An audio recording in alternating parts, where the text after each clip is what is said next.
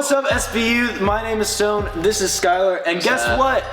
It is the week before Christmas, so give it up for Christmas time. Yeah. Merry Christmas, guys. We even brought a tree. Yes, we did. We chopped that down from the North Pole itself. Yes. It's real, I promise. But this is a great season for questions, I would say. So we are gonna ask the most controversial, the most hard-hitting, deepest Christmas would you rather questions. We're gonna ask each other, and we want you guys to answer them as well. Have fun in the chat, and so kick us off. All right, first question.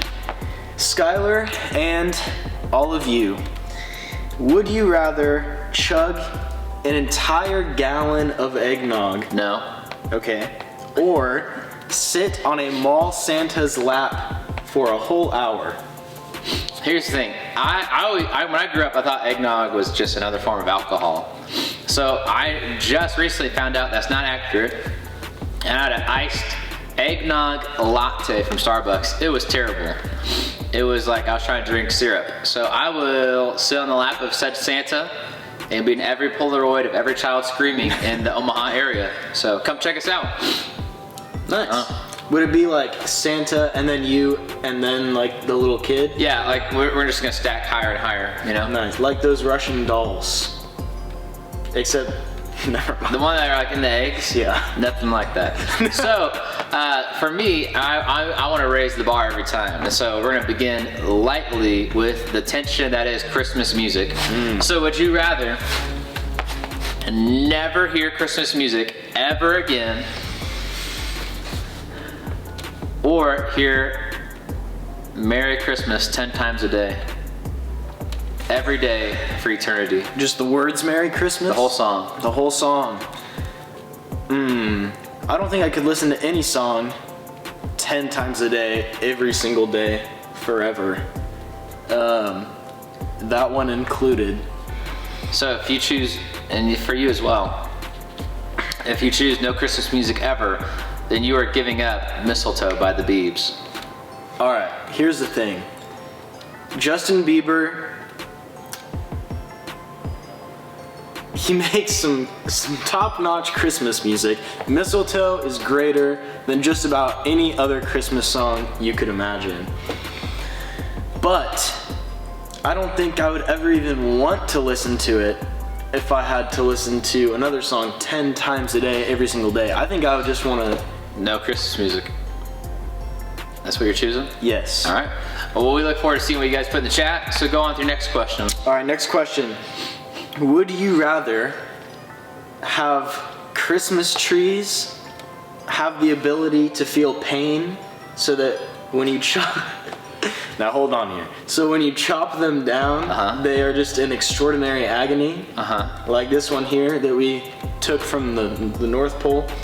Or would you rather have the same thing be true for Christmas cookies, so that when you eat them, they're like screaming and are in pain? Here's the difference between me and Stone. I'm not gonna ask you, what do you want to hurt, this thing or that thing? It's like asking, what do you want to kick, a puppy or a baby? You know, neither of these is the right answer. Baby, 100%. Okay, wrong. Disregard that as a staff member at church. So I don't chop down Christmas trees. And put in the chat, actually, if you have a fake or a real tree. Most of my upbringing, we had a fake tree. And my wife and I, we have a fake tree. And so I would make trees feel pain because I'm not going to inflict said pain. But I'm also not a cookie person, more of a, I don't know, I'm more of a gummy person. So my wife, like, we are gonna have like desserts, but there's a specific cake I like. I don't really like frosting. So she usually makes like a small pan, but I've convinced her to make a massive thing of this cake. And so I would make the trees hurt and see what happens. But yeah, put in the chat what your favorite Christmas cookie is. What's your favorite Christmas cookie? You know, I'm a big fan of just the classic sugar cookie. Any other time of the year, I would go with like chocolate chip or snickerdoodle. But Christmas time, I gotta go with the classic sugar cookie. Okay. All right, so I've got one more question. He's gonna do one more, and I'm gonna close out with one after that. So I guess I have two more. Right. So, a producer walks in and says, hey, I want you to be the star. we're gonna do a remake. Do you want to be the star in the remake of Elf or Home Alone? For you and for him. I think Elf is the better movie, but I would rather star in a remake of Home Alone, and here's why. Will Ferrell's Elf cannot be topped. I would be made fun of. I think Elf is overrated. Well, that doesn't matter. I would be made fun of. I would be persecuted. I would be absolutely destroyed on all social medias if I tried to recreate Elf. However, Macaulay Culkin, I can easily outdo Macaulay Culkin. That movie isn't even good. I think I could do it better. Wrong and wrong and wrong, and ask your own questions now. All right, last question. So, Christmas morning, reaching into your stocking, would you rather pull out a dead mouse or a live mouse? I just read that one. That was the one I was going to ask you. If I reached into my stocking, which I'm still really new to the stockings thing, I don't get it. If there's presents under the tree wrapped up, why do I need things in a sock? I don't get it. Put in the chat if you are a stockings person, but for me, if I'm gonna pick up a dead mouse or a living mouse, as long as I'm not gonna get bit, I'll do a real mouse, because it's just sad. So you want me to make trees hurt, cookies hurt, and get dead animals? Listen, that's our friendship here. I mean, if that's what it has to be, that's what it has to be. All right. Yeah, the living mouse, as long as I don't get bit. But if I'm gonna get bit, it better be dead. All right, so this is our last question, then we're gonna move on. And so, would you rather grow a permanent Santa beard or permanent reindeer antlers? Oh, easy. Antlers. That would be sick. I could run around like hitting things with my antlers. It would be so much fun. Beards, like I have facial hair. It's not good. But like, it's nothing exciting. If I had reindeer antlers, I could like decorate them. It's an entire new possibility being opened for new fashion. Antlers 100%. I could paint them different colors. I could put different decorations on them. That's the easiest question I've ever heard in my life. All right, we're gonna move on and talk about Jesus now.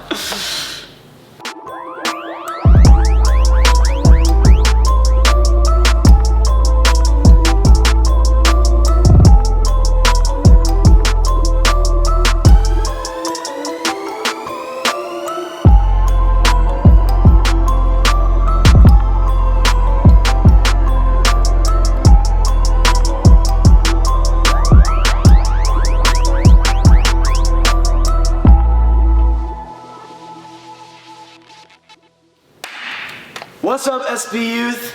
It is the Christmas season, as you know, and as we have spoken about. Yeah. We love Christmas. Merry Christmas. We love this time of year. The end is near. That rhymes. But we are coming to the close of 2020. We are getting nearer to the beginning of 2021. Yeah. This is our last service before we take a couple weeks off for winter break. So we just wanted to go through some things, share some information, talk about some stuff to send you off on that break and hopefully start off the new year strong. Yeah. If you're coming to Christmas Eve at Stonebridge, get those tickets, all right? sb.church/Christmas, get those. You need to get them if you want to come with your family. They're free. We just want to know when you're coming. But for me, this is my favorite time of year. I love dreaming about what can be. I love looking back and seeing like, where did God show up? Where did he meet expectations? Where did we fail? You know, as a family, like I love dreaming about the future. And if you come to church on December 31st with Stone and my mom, I'll be preaching live and talking about this at Big Church. I'll also be preaching January 3rd that weekend. So if you go to any of our campuses, you can join. But if you want to meet my mom, December 31st. But I just love this time of year. And so today we're just going to talk about a couple of quick things and just things that we really feel like that can help you, hacks that can really help you as we head into the end of 2020, into the beginning of 21. Yeah, so it's no secret that 2020 has not been the best of years. Yeah. Obviously, a lot of stuff has happened. A lot of those things have been negative. Some of the bigger, more obvious things, there was Corona that clearly just ruined everything. All sorts of political things. The election was crazy. Is it still happening? Is it not? Who knows? All of these things. Yeah. Online learning. Like, are we in school? Are we not? Like, just, man, like, no matter where you look, it affected everybody on some level. Some more than others, but it's pretty chaotic. Yeah, it was insane. And even deeper than those larger, more widespread things. I think a lot of us have been going through a lot more personal things as well over this past year. I mean, me personally, my school shut down, which was really hard. Like, not just for COVID, but yeah, like they like locked the door, sold the key kind of stuff. Yes, it's gone forever. They just took the key and chucked it into the cornfields. Yeah, because that's what we were surrounded by. But my school shut down. I think friendships and like any sort of relationship, it's just been hard to navigate that through this year. I know me personally, had some hard situations with different friendships. I know I've lost some friends that have passed away even, and just lots of really difficult things. And I know, like, I'm going through those things. I know a lot of you guys are going through those things. I know anxiety, depression, all of that is skyrocketing this year. So we just want to help you find a way to be able to just navigate those things, help you realize what you should be doing, what you shouldn't be doing, where to lean, where to go when you're in these tough situations. And we think a great place to start for that is the book of James, especially just right off in that first chapter. And I know Skylar has some specifics he wanted to point out. Yeah. So we're going to do two things today. I'm going to try to talk about getting out of 2020, and Stone's going to talk about how to start 2021. But as we see the book of James, we see that James is the brother of Jesus, and we'd love for that to sit in. James is the brother of Jesus. And so we'd love for you to put in the chat right now where in the line of siblings you fall, whether you're an only child, or the oldest, or the youngest. Like for me, most of my childhood, I was the youngest. It was my brother, then me. And then my mom had another kid, so I was in the middle. Then my mom had another kid, so then I share the middle with my sister. Where do you line up? I am the baby, and I love it. It's great. So James is the brother of Jesus, right? Merry Christmas. Christmas, Jesus comes to earth. He leaves heaven. He's born. He grows up. That's the season we're in right now. So Jesus grows up with one of his brothers being James. So James, growing up, does not believe that Jesus is Christ, that he's the God, he's the Lord of Lords, that he's the King of Kings, none of that. So Jesus grows up, lives a perfect life. He dies a criminal's death on a cross. He's in the grave for 3 days. He resurrects. And at that time is when James says that is true. He is who he says he is. And so we'd love for you to put in the chat, what would your siblings have to do to prove to you that they are God? Because for me, it would take a lot. But here's what James says. And we're just going to read James 1 through 5. And if this is on demand, pause it, go grab Bible. If we're live together, we'd love for you to open your phone, unless this is your phone, you know. But just, I want you guys to look at what it says. It says this. James, a servant of God and of the Lord Jesus Christ. So this is so real to him. He's a servant of the Lord. To the 12 tribes scattered among the nations, greetings. Consider it pure joy, my brothers, whenever you face trials of many kinds, because you know that the testing of your faith develops perseverance. Perseverance must finish its work, so that you may be mature and complete, not lacking anything. If any of you lacks wisdom, he should ask God. Now, if you've heard me preach, or if you've heard me pray, or if we've worked through something together, you know this next part. I pray all the time, continuously, because it's a guarantee. And so this is how verse 5 ends. It says, if he should ask God, who gives generously to all without finding fault, it will be given to him. Now, it says in the beginning, consider it pure joy. So when we think of joy, it's like Christmas vibes, right? This year was hard, so we put up the Christmas tree. We turn on the lights, whatever. We want to create joy, or you have that joy playlist. But it says, consider it pure joy, almost the oxymoron, other side of the fence, when you go through trials and persecutions. Have pure joy when life is terrible. And what James is saying, what he's saying is that even in issues, even with persecution, we can have joy. Because joy is not happy feelings. Joy is knowing like we are chosen by God, we matter to God, and we have life beyond this point. I feel like so often we just stick with how our life is now, forgetting that there is an eternal life in heaven. And I think James also, when he's writing this, he's showing us that peace transcends our situations. My friend John Magnuson, he preached at his church recently, and he had a quote that I thought was so impactful. And he said, "Peace isn't found in the absence of problems or pain. It's found in the presence of God." And so, when John said that, he was saying like, peace isn't because your boyfriend and girlfriend are still together. Peace isn't because your parents are still together. Peace isn't because you get to be online learning in your pajamas all day. Peace isn't life is great. Peace is that in the presence of God, we can find joy. And that's one of our concerns as your youth staff as we head into the Christmas season. Like, I don't eat worse than December 24th to December 31st. Like, put it in the chat right now. What is the one thing you're going to binge the whole time? What's the one thing you're just going to keep eating?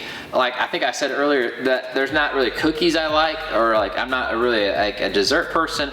But there's a specific cake I want my wife to make, and I want to eat all of it because it's the only cake I like. And so put in the chat, what's the one thing that you will binge? Like, what's one thing you eat nonstop at Christmas? My mom makes some cheesy corn, and that is my favorite thing of all time. Okay, see, and we all have it. But we have ourselves convinced that January 1, we're going to start working out. And it's not true, because you're not going to have a Peloton to run on. You know what I'm saying? So like, don't start something now that's going to ruin you later. So let's go ahead and like have perspective. We can have joy now despite our circumstance. And what this season brings, it says in verse 4, perseverance must finish its work so that you may be mature and complete, not lacking anything.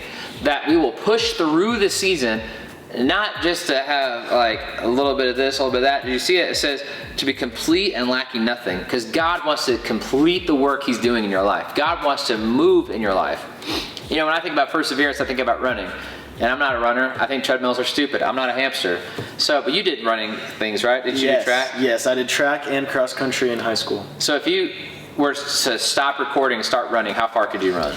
I think if I was lucky, I could probably hit a half marathon, which is about 13 miles. Okay. So put in the chat right now, if you were to turn us off, put us on pause, or put the headphones on, and we run with you, how far are you running? I could probably do like a 3 to 5. I don't know. But here's the thing, like when you're running to a goal. So the goal for us is heaven, the goal for us is Christ's likeness. And there are difficulties that come, your body hurts, your feet hurt, your shoes get wet, whatever. And so much of your life is telling you to quit, right? Your brain says stop, your stomach says stop, but you keep going. But we don't reach the end goal because we did it. Through the strength of Jesus, we get to the end and our faith is made complete. And the biggest deal is the verse 5. And I want to encourage you, if you don't know Jesus, try this out. And if you do know Jesus, memorize this, that you need wisdom. You need that God will give it in abundance. We ask for it, which is a huge deal, huge promise. Like He will give it in abundance.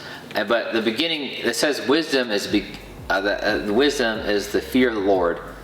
And so, which is pretty crazy. So put in the chat if you fear your parents at all. Like when you're growing up, did you ever get like spanked or disciplined at all? One time, yes. Okay. And it was terrifying. Yeah, my mom has never spanked me. I had a stepdad once who tried to spank me, and I was like, no. Like, this doesn't happen. But, so like, when you're growing up, like, you might fear your parents because, like, they can punish you. But part of that fear is also, like, respect because you know who they are. And so when we see wisdom, it's knowing who God is. When we see wisdom, it's, like, knowing what He can do. But knowing with joy that He has chosen you. And so I think part of this, like, you may feel like in 2020 you prayed a lot. Or maybe you've never prayed before. You may feel like I sent things to heaven and never even left the room and didn't even get to the ceiling before it bounced back. And God doesn't promise He's going to speak audibly. He promises His presence and He'll be there, but He does not promise to answer our things. And so wisdom, He guarantees a blessing and overflow of. And so as we head into 2020, let's acknowledge that we can find joy. Let's stop stopping. Let's just keep persevering. Don't start eating the food. Just because you don't have school, or just because we're not at SB Youth, doesn't mean you should start compromising what God says about you. Push through, and let's seek wisdom as we head into 2021. So talk to us about 2021. Yeah, I think in the midst of perseverance and troublesome situations, it's easy to lose track of what God is doing, and it's easy to feel like he's not responding, and it's easy to feel like he doesn't care. Yeah. But perseverance, like, that is where our growth comes from. If we stick with it, if we continue to rely on God, if we trust that he is moving, that he is working, then that's where the growth comes. That's where that's when good things start to happen, I think. Yeah. So there's a story in the Old Testament. It's in Daniel 3. This is one of my favorite stories in the entire Bible. It's so incredible to me. But basically, there's this king. His name is Nebuchadnezzar, which I challenge you to spell that in the chat right now. Say it one more time for the... Nebuchadnezzar. And if you can get it right without Google check, Siri, none of that stuff, Stone will give you a prize. Yep, I'll give you a nice crisp high five.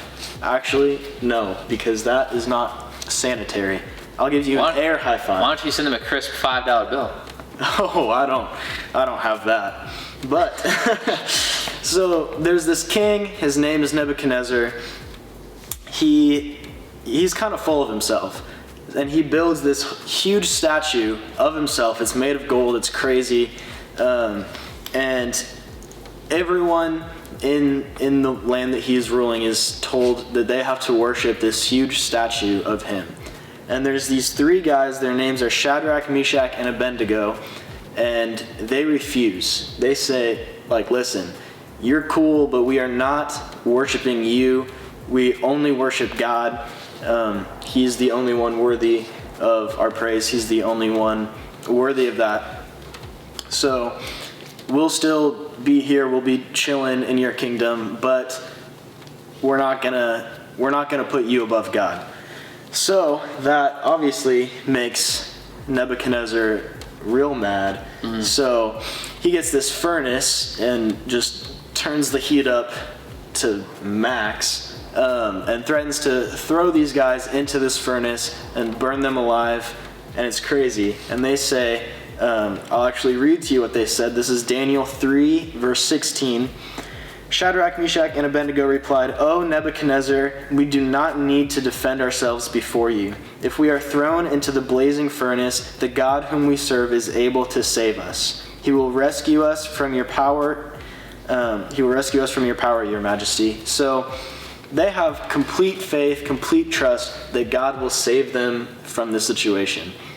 And maybe going into 2021 or thinking back on 2020, you're still in a place where you're thinking, like, yeah, like, things are not great right now, but I trust that God is able to get me through it. He's able to help guide me through this situation, help save me from whatever hardship I may be going through. But even that, I think that's a good place to be, but you can also, if you're in that place for too long and you still don't see God moving in your life, you're still going through these troublesome situations, it's easy to start thinking, like, man, maybe I was wrong, maybe I can't trust him, maybe he's not working in my life, maybe he doesn't care about me. But I think this next verse completely just gets rid of that. They say, "But even if he doesn't, we want to make it clear to you, Your Majesty, that we will never serve your gods or worship the gold statue you have set up." So they're saying, even if God does not save us, even if he doesn't come through, even if we don't see him move and save us from this situation, we know that he is still good, he still loves us, he still cares about us, he is still worthy of our worship. And that's where I think we need to be going into 2021. We can have all of these problems surrounding us, and we can, like, we may be thinking that it's never going to end, or God isn't moving in our life, or nothing good is going to come out of these things that's happening. But God is still there. Like Skylar is saying, like his presence is with us. He loves us. He cares about us. He's listening to us.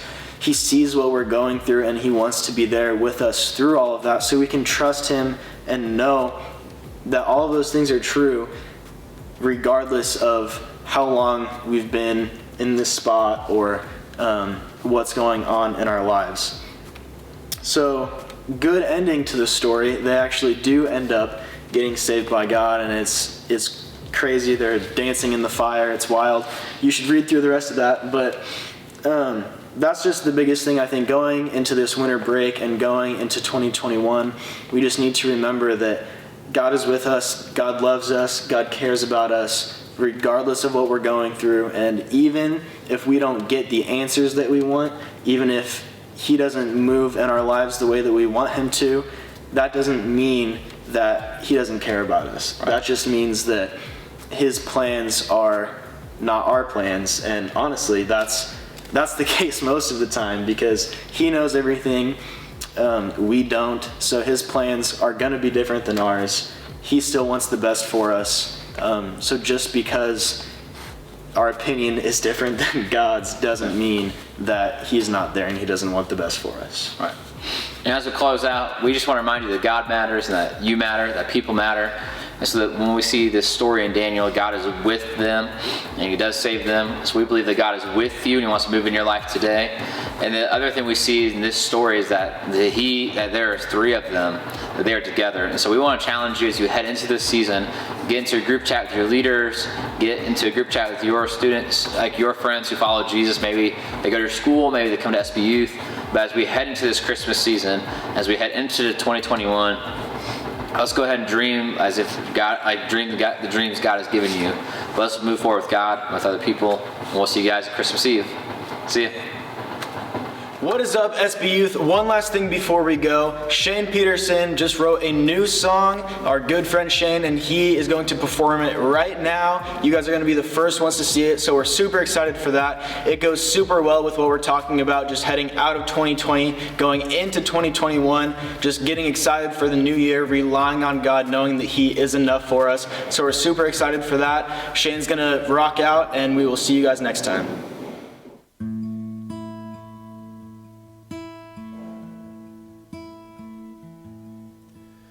When I'm feeling all alone, I just follow the sound of his voice,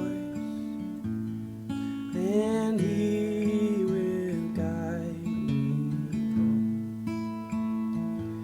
And if I find there's nothing left, I will lay myself down at his feet.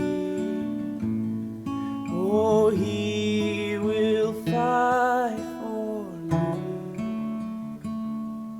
Oh, Jesus fights for me. Emmanuel, Christ with us. Jesus is enough.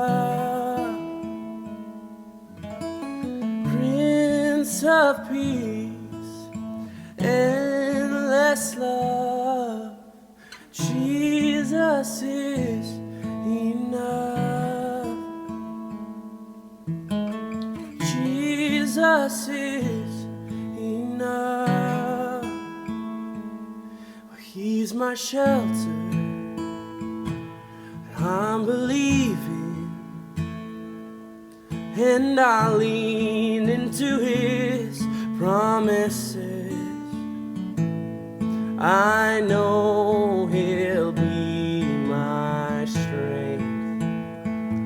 He's my shepherd and my king.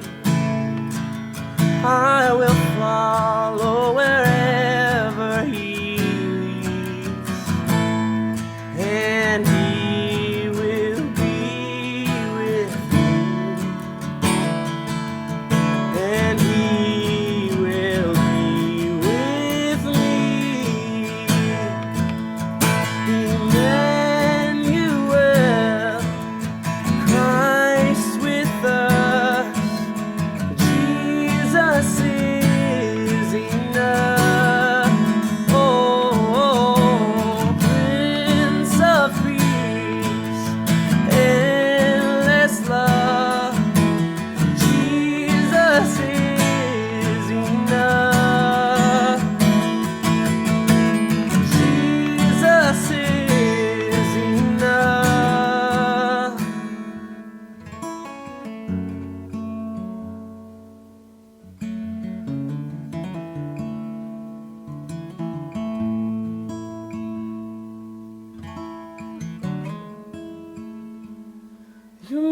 than enough.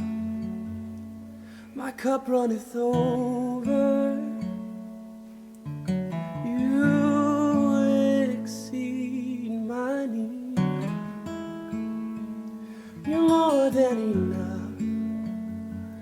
Your love is abundant. You chose to die for me. You're more than enough. Your grace is sufficient. You intervene for me. You're more than enough. Your strength overwhelms me. You'll intercede for me. You're more than enough. My cup runneth over. Oh, you exceed my need. You're more than enough. Your love is abundant.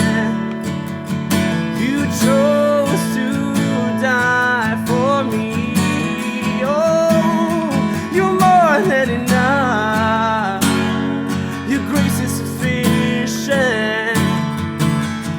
You'll intervene for me.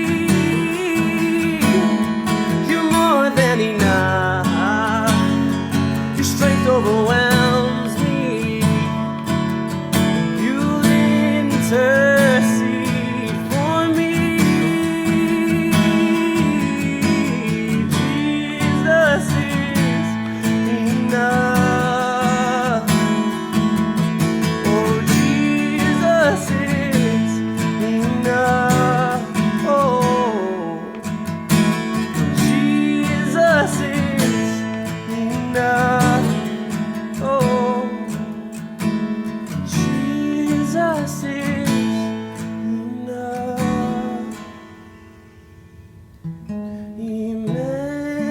Emmanuel, Christ with us. Jesus is enough. Prince of Peace.